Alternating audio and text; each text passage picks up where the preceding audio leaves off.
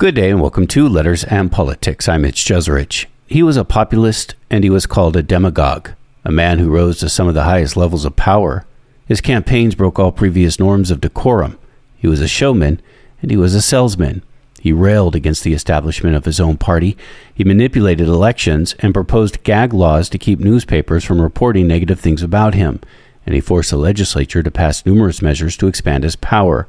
His name was Huey Long, and he was the governor of Louisiana between 1928 and 1932, and a U.S. senator afterwards. Many called Huey Long a dictator, and many still do so today. But it can't be denied that Huey Long got things done, and he was also a champion of the poor, and they loved him for it. He modernized Louisiana through unprecedented public works programs that predated the New Deal. He provided free school books to students, promoted night schools that went a long way in decreasing the state's illiteracy rate, especially for African Americans. He invested in state universities, supported poor farmers, abolished the poll tax, and was an early backer of Franklin Delano Roosevelt, ensuring FDR got Southern support for the Democratic nomination, before breaking with him later, accusing the president of not doing enough to help the people during the Great Depression. He was poised to challenge FDR in the 1936 election, but was assassinated in 1935. Today we're going to be in conversation about the life and times of Huey Long. My guest for this is Robert Mann. Robert Mann holds the let me say that again, because this has changed. Robert Mann is a retired professor of mass communication at Louisiana State University, and he is the author of the book Kingfish U, Huey Long and LSU. Robert Mann, it is my very good pleasure to welcome you to this program. Thank you, Mitch. It's a delight to be with you today. I appreciate you and your patience for sitting through my sort of long introduction there. I just thought it mattered and it was important to try to get into the complexities of Huey Long, because often when I hear about Huey Long throughout my entire political reporting career, it's always been in a very negative way, that he was someone who very much abused his power, which was true and which we'll talk about. And you hear a lot of comparisons also between Huey Long and Donald Trump. What you don't hear as often, though, is the things he actually got done and what he meant for the state of Louisiana itself and modernizing it over time. Oh, that's absolutely right. He did get a lot done. He was an authoritarian and maybe a dictator. And it is that those two parts of his record that give historians and others such heartburn in trying to assess him, because it's hard to deny the success. It's hard to deny the accomplishments, the legacy of those accomplishments. One of the reasons why I wrote this book about his role at LSU was, number one, I think it's a rip-roaring, rollicking story. It's just cinematic in its outrageousness in a lot of ways. But there's also a major university in this state that has been in many ways the bedrock of higher education in Louisiana for over 100 years, and that is largely its prominence and its success, whatever its success has been, is largely because Huey Long took an interest in it and built it up. So while people, critics, and it's still today in Louisiana, you still can find a lot of people who you can have a vigorous debate about Huey Long. You can today, and in other places, but I think it's impossible to deny some of his accomplishments. It's also impossible to deny the damage that he did to our democratic system here in Louisiana, the legacy of that. And I think it's all of that and more that makes him such an interesting and compelling political figure. I think, other than in my writing, I've written a number of books on Lyndon Johnson, and I'm now beginning to write my third book on the Long family. I think Long, other than Lyndon Johnson, to me, Huey Long is the most fascinating American politician, certainly of the 20th century. Just over your shoulder on the video, you have a framed political poster of Senator Russell Long. Mm-hmm. You worked for Russell Long. Who was Russell? I did. I was his press secretary his last 2 years in office in the mid 80s. he was the elder son of Huey Long. He was 16 years old when his father was assassinated. And 2 weeks later, after his father's death, he enrolls as a freshman at Louisiana State University and becomes freshman class president, eventually becomes student body president. He quickly is pulled into the political campaigns of the Long organization. His uncle Earl, Huey's brother, runs for governor in 1948 and actually ran for governor in 1940. And in both those campaigns, Russell was pulled into those campaigns to sort of be the living embodiment of Huey Long and to testify to the people that still worship Long, his disciples, that this man, Russell Long, my uncle Earl, is the bearer of the torch of my dead father. And then Russell gets Earl elected, helps Earl get elected in 1948, briefly goes to work for him, and then launches a campaign for the U.S. Senate and gets elected to the U.S. Senate in the fall of 1948 at age 29. And has to wait a few weeks to take office because he's not old enough to become a U.S. Senator, and then serves for 38 years in the Senate. And I was privileged to go to work for him toward the end of his time. And then after he retired and I went to work for his successor, John Breaux, on the side, I worked with him for about 4 years and wrote an authorized biography of him. So that, part of that story is that the Huey Long, the Long organization, the Longs of Louisiana stayed in power for a long time in this state. There were a lot of brothers and cousins and nephews, Long family people who dominated the state's politics for the rest of the 20th century. How did Russell Long talk about his father? And you're also close to sort of his family. Yes. The Long family. How does the family look? I mean, again, Huey Long is one of the most controversial figures of the 20th century. How does his own family look back at him today? Or how did Russell Long look back at him when he was alive? Well, Senator Long, Russell Long was as I said, he was 16 years old when his dad died, and and his father was a very active politician. So it's kind of a sad story, I always thought, because he would talk about his father with such fondness, but most of what he knew about his father came from people that who knew, friends or associates or his uncle Earl, people who knew about his father, and told him those stories. So a lot of times what he knew about Huey was from other people, which was really kind of sad. He told me this story one time about this was maybe when he was 14 or 15. He and his father went to see a movie across the street from the Roosevelt Hotel in New Orleans, where Huey's headquarters were, where he lived in New Orleans for most of the time, where he operated out of. And there was a theater across the street, and he said they went across the street to watch this movie, and Russell said he got engrossed in the movie, and he looked up, finally looked to his side, and he realized his father had just gotten up and left, had remembered something he needed to do, and got up and left him. And he finished the movie and then walked back over and found his father at work in his office. And I said, did that bother you? That your father did that? And he said, no, it didn't. He said, I knew he was a busy man and all that, but I knew it had to have an impact. And it was just, to me, it was it's kind of a sad story, but he worshiped his father, and he saw part of his life's work rehabilitating his father's image. And when I went to work for him in January of 1985, that was the 50th anniversary. That was the year, that September of that year was the 50th anniversary of his father's assassination shot on September 8th, 1935 in the Louisiana State Capitol.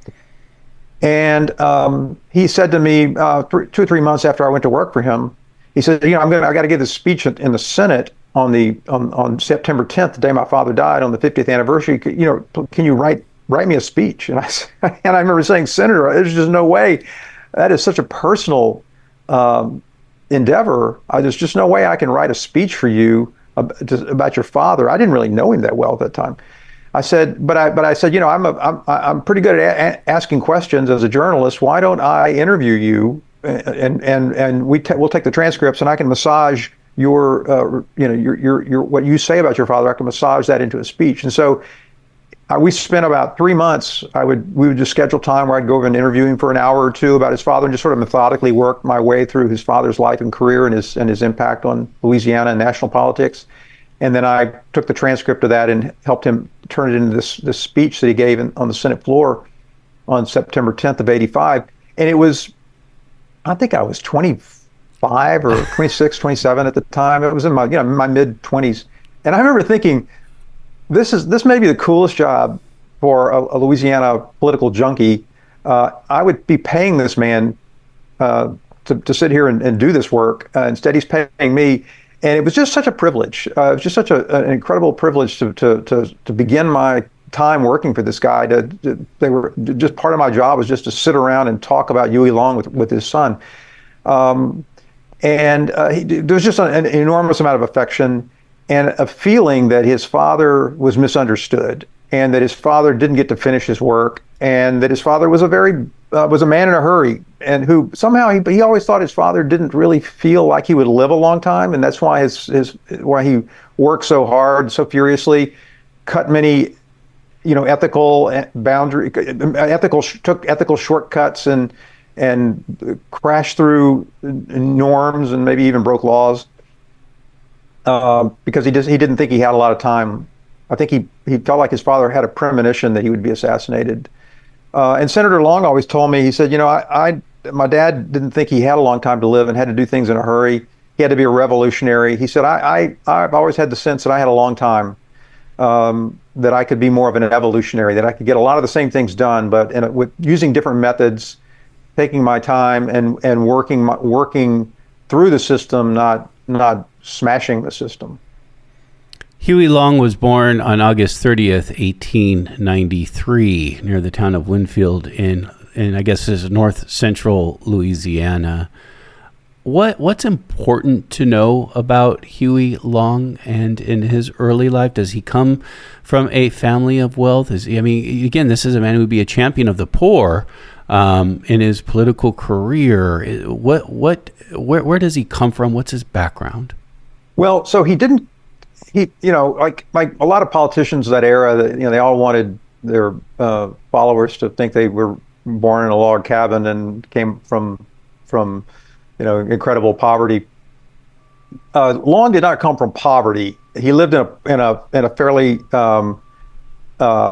remote town. Winfield's still fairly remote, but it was a small town in north central Louisiana. His father was a fairly, not a rich man, but a fairly prosperous man, maybe one of the more prosperous people in Winfield. A farmer, owned a lot of timber land and that kind of thing. Huey grew up in probably the largest house in Winfield. So he was not poor. The Long family could afford to send most of its children to college. Huey always said he didn't go to college because his family couldn't afford to send him there. And in my research for Kingfish U, I determined that was not the case, that he just didn't have the patience for sitting through 4 years of college courses. But one thing about Winfield, I think the thing that part of Louisiana, the Winfield and North Louisiana, North Central Louisiana, is that its history, its economy, its politics were not shaped by the Civil War in the same way that the downcountry parts of Louisiana and other places in the South were shaped. In other words, this was not the part of Louisiana that had these large cotton plantations that had huge slave holdings, huge farms of slaves. Not that there weren't slaves in North Louisiana, but the huge cotton plantations were along the major rivers, along the Red River, along the Mississippi River. And Winfield was nowhere near those two. It was up country. It was hilly land. More about farming, more about timber farming and small holding kind of farming, subsistence farming, than big, cotton plantations. So the people in Winfield, so Winfield is in the parish. In Louisiana, our counties are called parishes. Yeah. Louisiana is in Wynn Parish, but it is surrounded by parishes that are named after Union people, right north of two parishes north of just a 30-minute drive from an hour drive from Winfield is Lincoln Parish. Not far from Lincoln Parish, not far from Winfield, where Huey was born, is Grant Parish. There's Union Parish. This was so when you say Union, you mean sort of like referring to the Civil War, the Union. The Union, yeah. Yes. This part of Louisiana did not support the Civil War. In fact, some stories about Winfield were that when Louisiana seceded from the Union, that the people of Winfield voted not to secede from the Union. They did not support the Civil War, and this is not uncommon. There were a lot of parts of other southern states, eastern Tennessee, voted against seceding from the Union. Again, sort of the upcountry, non-big plantation parts of these states were not gung-ho for the Civil War because they weren't really defending slavery. That there wasn't as much slavery. Their economy didn't depend on it as much as the big plantations did, and they saw the war as the rich man's war, defending the slave economy of this state, and it had really not much in it for them. And so Huey comes along, born in the 1890s, not long after the Civil War had ended. The remnants of the Civil War were still, had still wrecked the South. Were still suffering in the South, and places that had, immense poverty and deprivation, like Wynn Parish. The people of that parish recognized that the war was the failure of the South in the Civil War was a big part of their suffering and their woes. But they didn't always see that they were victims of this quote unquote northern aggression. They saw themselves as victims of the avarice, the selfishness, the greed of the big planters downstate. And so that's kind of the milieu that Huey Long comes from. That the rich people, the wealthy interests of this state, have run us into the ground. Their greed is the reason people suffer. That. And by the way, that's still very much a strong strain in American politics today, right? That's Bernie Sanders' message. Bernie Sanders and Huey Long would have had a lot to talk about. And do you find similarities in their? Oh, absolutely. Huey comes to power running against the big corporations. He comes to power working to smash Standard Oil, the big oil giant in the state, to tax them, bring them to heel. They try to impeach him. They almost do impeach him. Like in his first year as governor, right?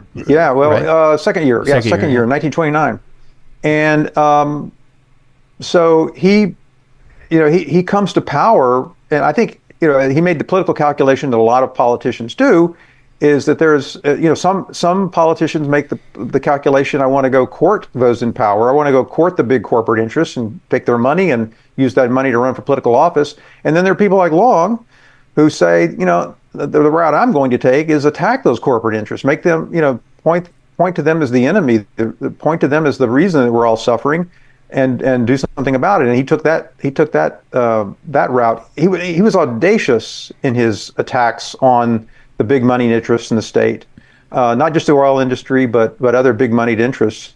And he tapped into something. He tapped into that that agrarian unrest. This was right before the Great Depression hit, but it was still, Louisiana was one of the interesting things about Louisiana is that Louisiana didn't really feel the effects of the Great Depression, and so a lot of other southern states didn't as well because they were already poor. Yeah. It didn't really, they didn't have a whole lot further to go down. So there was a lot of suffering. There was a lot of just a lot of poverty and lack of education, lack of opportunity, and people resented that. And Long pointed to what he thought and what a lot of people thought were the villains of this story, and those were the big moneyed interests of the state. Standard Oil, as you said, is the power at the time, extremely powerful. It eventually would be broken up and into many of the oil companies, main oil companies we recognize today, at least the American ones. How did his fight with Standard Oil shape him?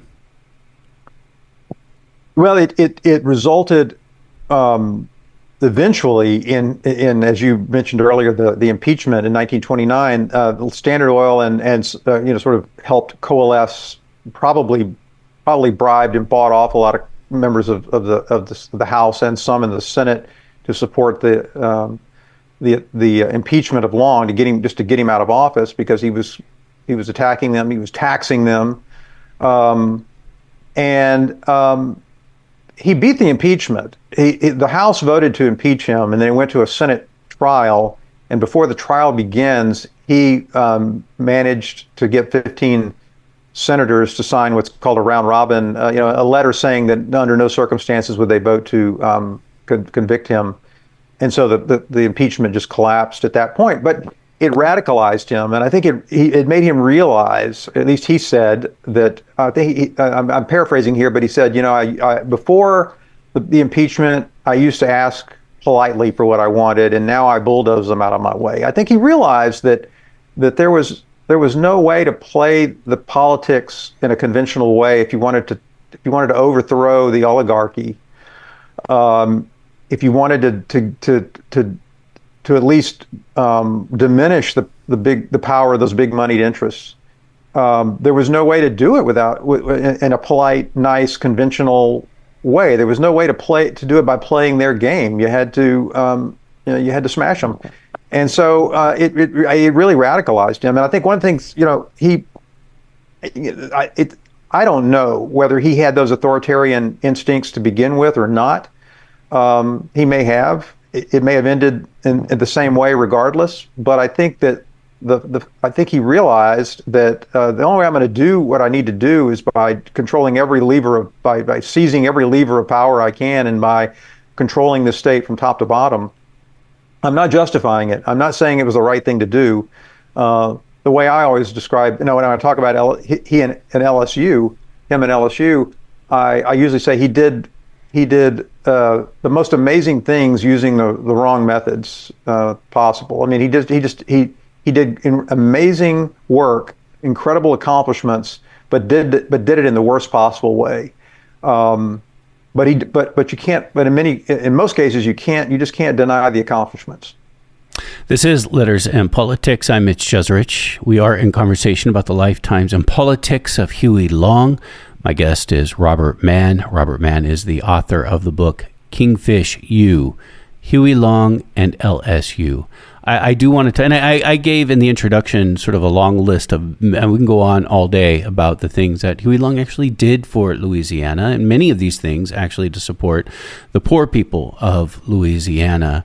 But I do want to follow up, and I have to, I want to follow up on the means he employed to get there, to get to the destination, and what were some of these things. But also, when I was preparing for our conversation, Robert Mann, I did think to myself, and this also isn't to defend, doing things illegally or outside the proper bounds of how a democracy should work, which he did. Yet we do know in a democracy how incredibly difficult it is to almost get anything done. Right. And it would be hard to believe that long list that I read in the introduction of all the things he did for the state could have been achieved any other way. That was certainly the point that Russell Long made to me on numerous occasions in defending his father, and it's the part of his career that I struggle with, because I think there is some merit to saying that that conventional politics were just not going to work in that era. That the oligarchy, the Bourbons, as they were called in those days, they were not going to give up. They were just not going to give up power. And I think Long understood that if the power structure of any place, any state, that people just don't give it up. That it's got to be taken from them. And I think that today most people, I think, would look at him and say, my God, that's appalling. I mean, he look at all these bills, look at this dictatorship he created in Louisiana. He went way too far. He turned into a dictator. He was vindictive in ways, and he broke laws and broke rules, and he did everything almost everything you can say about him would be accurate. What were some of these things that you think demonstrate that the most? Well, so one of the, I'm working on another book about sort of the post-Long era in Louisiana politics, and I came across this letter the other day in the archives that Jimmy Noe, who was temporarily the governor he was sort of the acting governor, but he was governor for a few months in 1936, before the duly elected governor had taken office. I found this letter he wrote to the sheriff of Rapides Parish, which is in central Louisiana, telling the sheriff that he was now free to hire his own sheriff's deputies, that the state wouldn't have to, that the governor wouldn't have to approve who his sheriff's deputies were. And that's the degree to which Long and the governor of Louisiana, the Long organization governors, that's the degree to which the governors had control over the hiring and firing of every school teacher in the state, municipal officials in the state, sheriff's deputies. It was almost a total dictatorship. Didn't state employees have to contribute a certain amount of money to?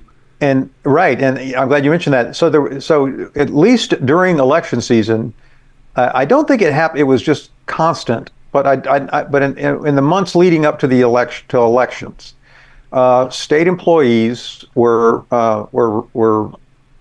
encouraged and really required to contribute 5 to 10% of their salary to the Long organization for its campaign fund. It was called the deduct, and there was a Long organization newspaper called the Progress, and businesses, state employees, and other organizations were also encouraged to take subscriptions to that newspaper, and some were encouraged to take 10 or 12 subscriptions to that newspaper. And so they financed their activities largely through deducting state money from the salaries of the people that who hired and whose jobs depended on them staying in the good graces of the Long organization. So if you wanted to be a teacher, if you wanted to work for the highway department, if you wanted to be a sheriff's deputy, you had to be a Long organization person. It's just like in communist China. If you want to have a good government job, you better be a member of the Communist Party. In Louisiana, if you want to have a good government job, you better be a member of the Long organization. You better contribute to that organization. So, I mean, there's just no way in a democratic society, in an ethical and good government, there's no way that anybody who believes in good government could or would or should defend that. I mean, I would never try to defend that. I think it was horrible. It was illegal. It was authoritarian. It was a virtual dictatorship. The thing that people don't, I think people who criticize it, I think you're obligated to some extent to say, okay, well, yes, that's true. That's true. So how would you have done it? What should Huey Long have done? How should the oligarchy have been broken? And it's hard to prove a counterfactual, and people would say, well, they just should have had better messaging. They just should have campaigned more. They should have, everything that we would say that an ethical politician would do. But there were politicians who had tried that before. It wasn't like Huey Long was the first reformer. It wasn't like Huey Long was the first person who tried to challenge the oligarchy.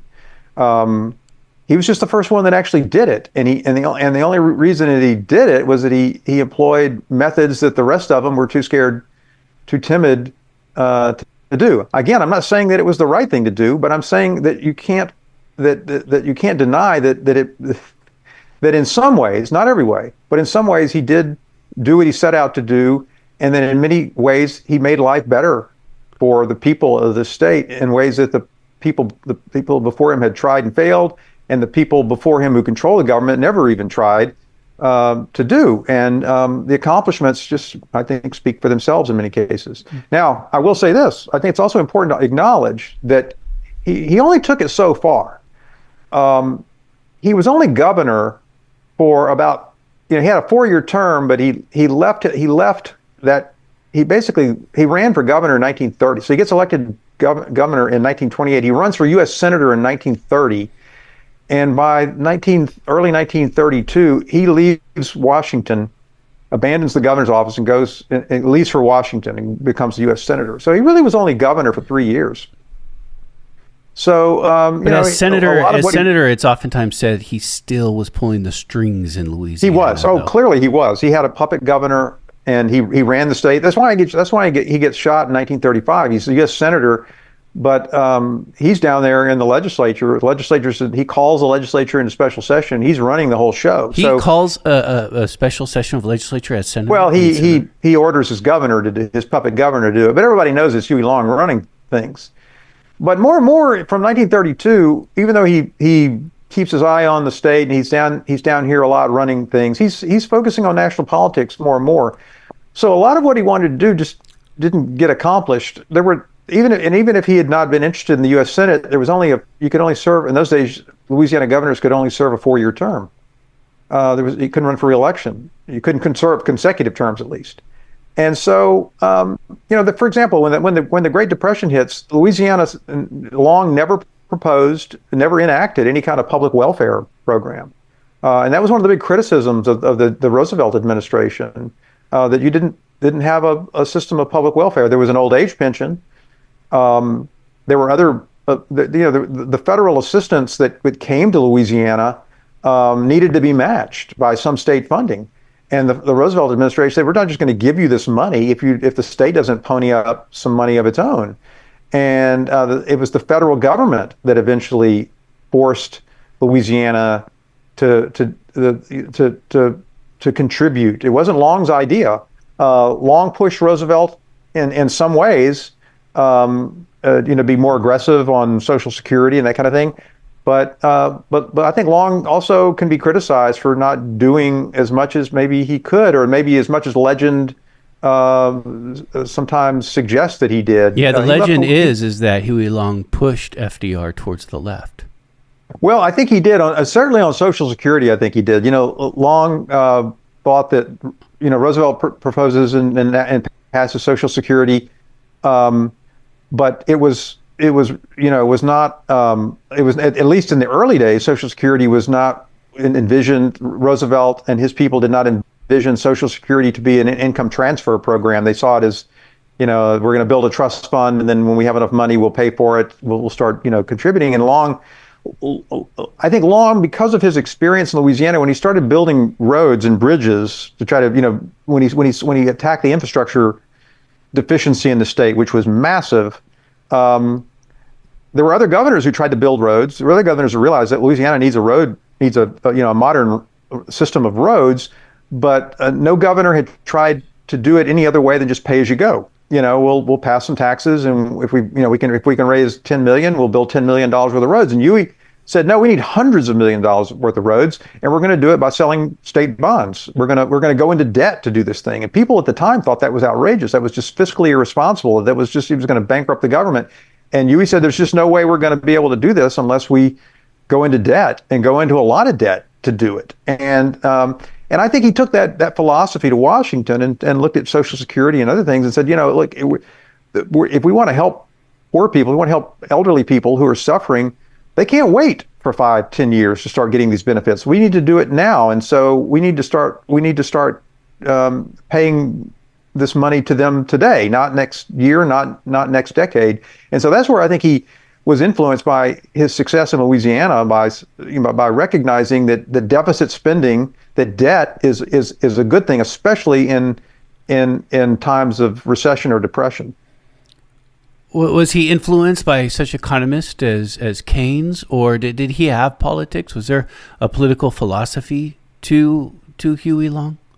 So I'm sure there was, and I've never really gotten too much into what kind of the political philosophers that he was paying attention to. I don't think this was so much about economic policy that he was influenced by as just practical necessity, that the only way to do this is to borrow money and to that pay-as-you-go just is a failure. It has just not worked. It's not building roads. It's not doing anything. And so, I mean, that selling bonds was certainly not a Huey Long idea. The idea of bonded indebtedness did not. It was just, and there were other states that I think were doing some of that. So I think he was more maybe copying what some other states were doing, and what was becoming a growing practice among states, which especially during the Depression, was that we got to put people to work, and we can't generate this revenue any other way. We can't tax people who have no income, so we got to find other ways to raise this revenue. And bonded indebtedness was a natural way, and it still is. It's a way that Louisiana still and other states still raise money to do big public works projects. Huey Long was an early supporter of Franklin Roosevelt for the Democratic nomination. I'm assuming this is incredibly important because this is a time when the South is still a Democratic stronghold. FDR is from New York, so he's a Northerner. So having Huey Long back you for the nomination, I suspect, is a big deal. But they would have a falling out. I remember many years ago having FDR's grandson, Curtis Roosevelt, in the studio. And, I remember the disdain he talked about Huey Long in that interview. And he sounded like FDR. He had the same accent. He called him a demagogue. And FDR would come to very much just like Huey Long as well. Huey Long was poised to challenge FDR for the Democratic nomination. And he started a campaign called the Share the Wealth campaign. Share Our Wealth, yes. Share Our Wealth campaign. Mm-hmm. What was the Share Our Wealth campaign? Well, it was Long. This is the most radical part of Long's ideology that he took. It was his national campaign. He created the Share Our Wealth societies around the country. And it's important giving national radio talks. And I'm just thinking it's important, the difference. I said share the wealth, but share our wealth is sort of indicating that this is all of our wealth that's being accumulated. That's right. He believed that it was, exactly. So the basics of this plan was that the rich people have too much, and they need to be. There's all this massive accumulation of wealth. It's the same conversation we're having today in a way. That the top 1% have a massive percentage of inordinate percentage of the wealth of the nation, and Long would probably be shocked at the accumulation of wealth that we have today, because it was it's worse today than it was in Long's time. But Long said that we should tax. He wanted there to be a 100% tax on all earnings above $1 million. He wanted socialists and other liberals in the state who want to eliminate the idea of the billionaires shouldn't be allowed to exist. Huey Long would be right there with them. He would have said, absolutely, we should tax it at 100%. I mean, can you imagine? I mean, today it would be radical to say we should tax the wealth above $1 million at 30%. Huey Long wanted to tax it at 100%, and it was very popular. I mean, it was just such a best of times, worst of times in this country. People saw the Rockefellers and the other rich robber barons living these lifestyles that were unimaginable to the common man, and he just believed. And it was an unworkable plan. It never would have passed. There were the robber barons owned enough members of Congress that was never going anywhere. But it was just enormously popular, as you might imagine. And there were these Share Our Wealth societies were springing up all over the country. And Long would get on national radio and talk about it. He'd get on the Senate floor and talk about it, and it was catching on, and it was a real threat to Roosevelt. I think he thought that if Long wanted to run for president in 1936, that he might damage him enough in the primary, in the nomination process. That it could cripple him going into the 1936 elections. I don't think Roosevelt ever thought that he would not get Long could deny him the nomination, because there weren't it's not wasn't the kind of party primary process that we have today. Roosevelt party bosses still. Yeah, it was. Yeah, he was not going to wrest the nomination from Franklin Roosevelt. But what Roosevelt was worried about, and what I think Long was really up to, was that he was planning on running as a third party candidate in 1936, thinking that if he runs as a third party candidate, that he could draw enough votes away from Roosevelt to deny him re-election, and that Long would run as the savior of the Democratic Party in 1940 and become president. So I think Long had sort of thought that this is a 5 or 6 year project here to become president. It's not gonna happen for me in 1936, but I can get rid of Franklin Roosevelt. That's what his son Russell thought he was up to, and I think by I think he by November or December, January, November, December of 1935 or January 1936, Long might have announced for president, but as we know, he didn't live that long. Share Our Wealth societies. These are groups that are, as you said, are popping up all over the country. So this becomes a national movement now. This is not just a Louisiana or even a Southern. It becomes a national movement, and it's built around the legislation that Long introduces in the Senate, these bills to tax wealth and share it. Guarantee every person, use that wealth, tax all this wealth over $1 million, and then use that wealth to buy everybody, a home and it was a chicken in every pot kind of campaign that we're going to tax this wealth, and the poor people of this country are going to get that wealth. We're going to give it to you, and we're going to make sure that you have the bare necessities enough to survive. And this is in 1934, 1935, when the Depression was in its darkest days, and so you can only imagine how much that message resonated among people out around the country who were suffering. And then Huey Long in 1935 is assassinated. What's important to know about his assassination? Well, it probably, Russell Long always thought that Roosevelt had something to do with it. I don't think he did. I think it was, my conclusion, and I'm not a scholar of the assassination, but I've studied it enough to believe I'm pretty confident that it was really that Long was assassinated because of a local Louisiana political dispute, not because Roosevelt was holding any. Let's just say this: I don't think there was a tear shed in the White House when Huey Long died. He was a huge problem. Roosevelt called him the second most dangerous man in America. Douglas MacArthur being number one. That's for a discussion another day, I know, but why Douglas MacArthur was so dangerous. But Huey was assassinated by a local Baton Rouge doctor, ear, nose, and throat doctor, who's named Carl Weiss, whose father-in-law was a judge in Opelousas, Louisiana, which is about an hour west of Baton Rouge, who was an anti-Long, and Long was in that special session that Long had called. Long was going to gerrymander that. He'd been trying to beat this guy, this Judge Pave. He'd been trying to beat this judge for years, and he couldn't. His political organization wasn't as strong in St. Landry Parish, where Opelousas is, and so Long was just going to gerrymander him out of just redraw the district, just gerrymander him out of his district. And there's some suggestion that Long also made a racial slur at Weiss's wife, Judge Pave's daughter, Yvonne, suggesting that she had there was black blood.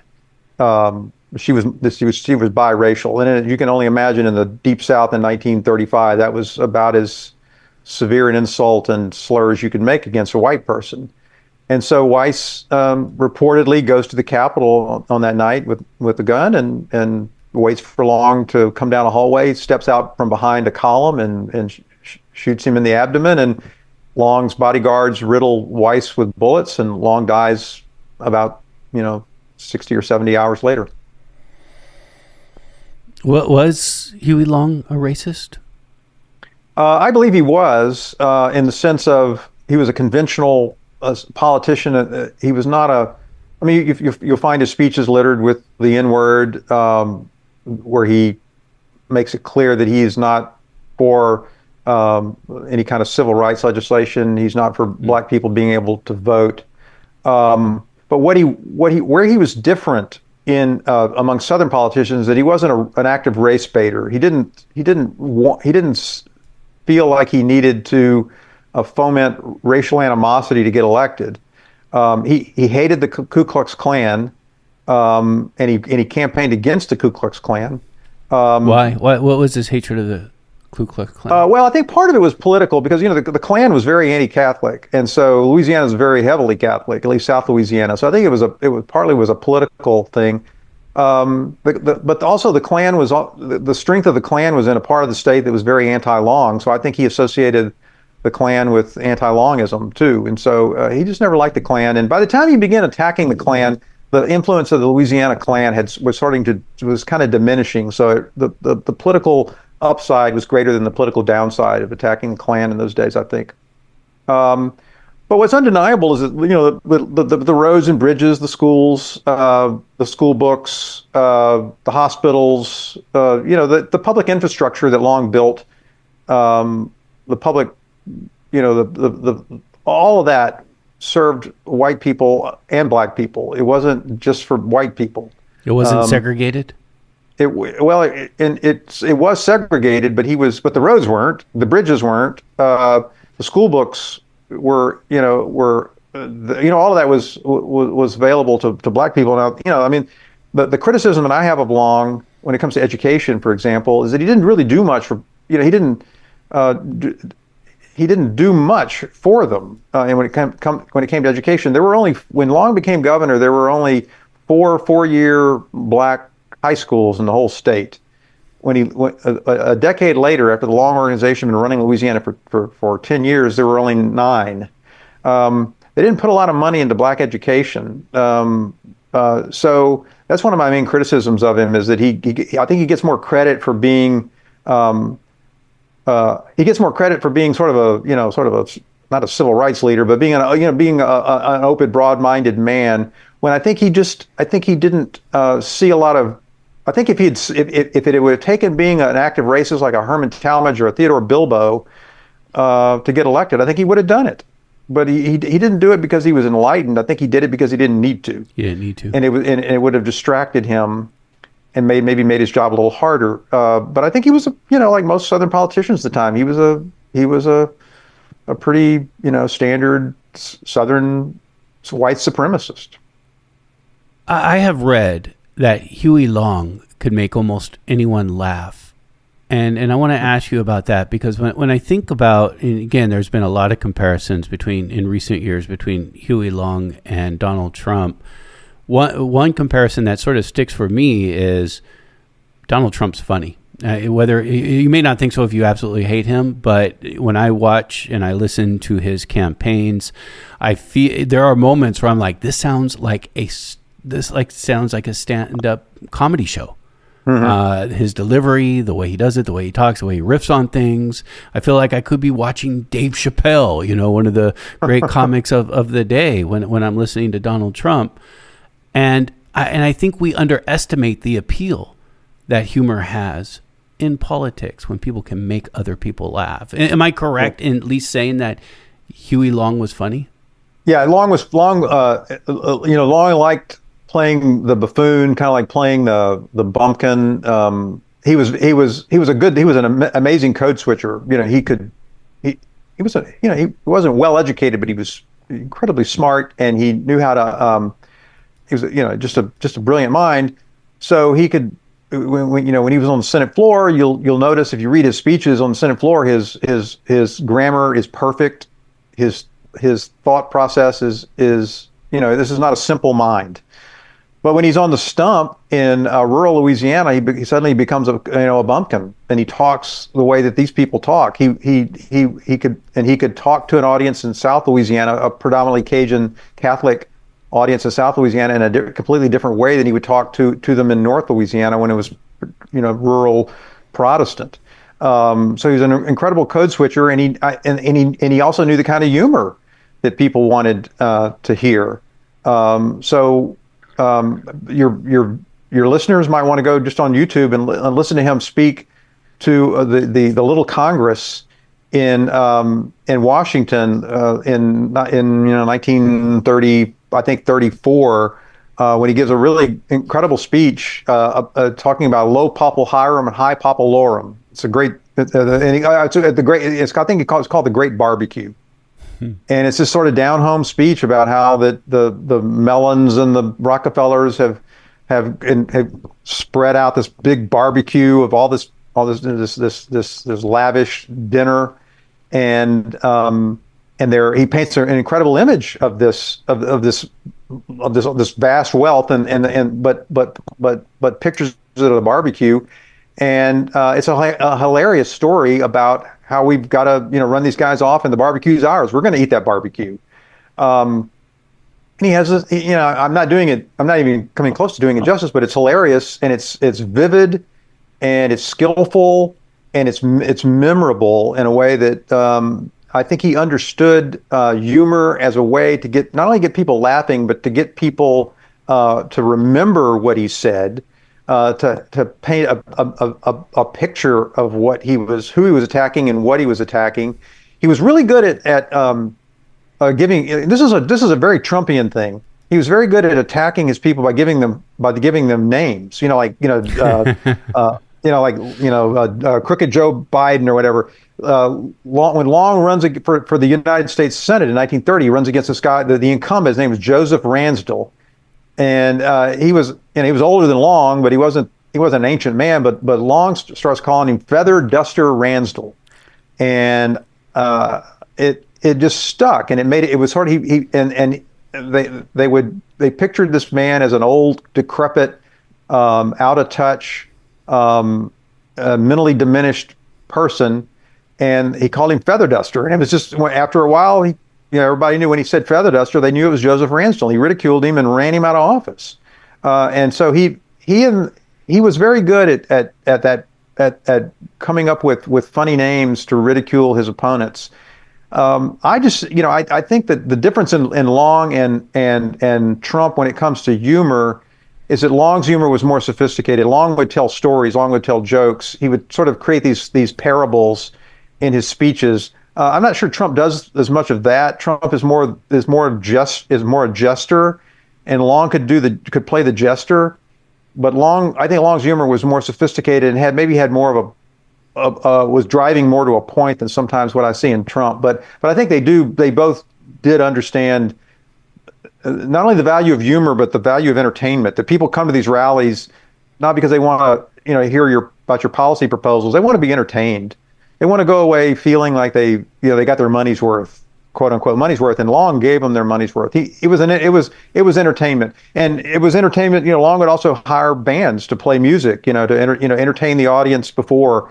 Hire these hillbilly bands or whatever, and Cajun bands in South Louisiana. So when you came to a Long rally, you were going to get a good solid hour of really good entertainment, a really good entertaining speech, and some good music.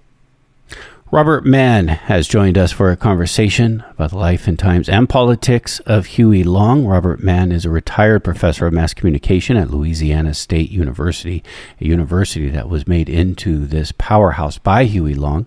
Robert Mann is the author of the book called Kingfish U, Huey Long and LSU. Robert Mann, I've enjoyed our conversation very much, and I thank you. Mitch, it's been a pleasure. Thank you.